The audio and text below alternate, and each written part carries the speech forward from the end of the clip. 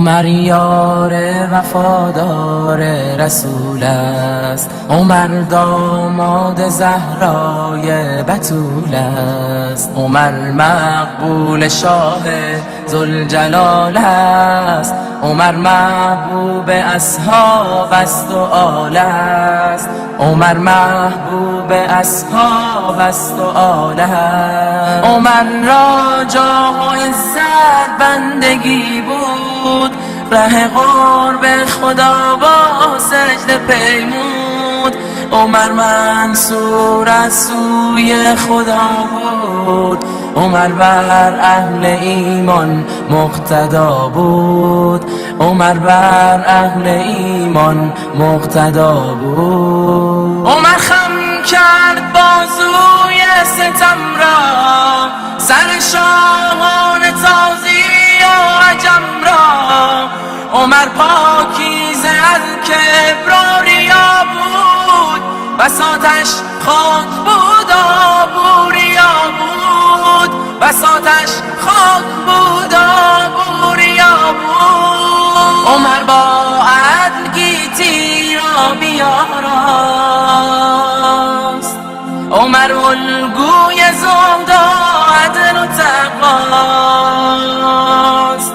عمر شام غریبان را سحر کرد، یتیمان را نوازش چون پدر کرد.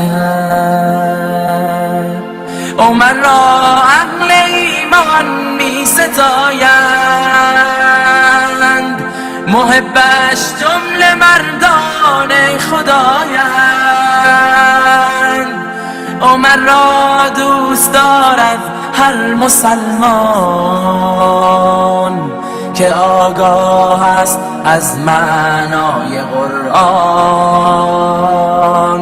که آگاه است از معنای قرآن.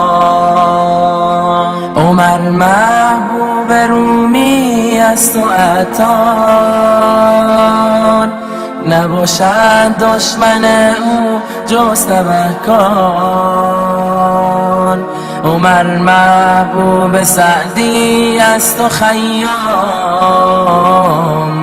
همیشه دشمنش خوار است و ناکام،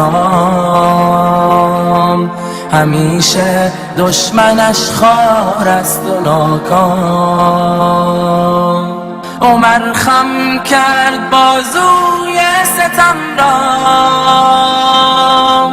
سر شاهان تازی و عجم را.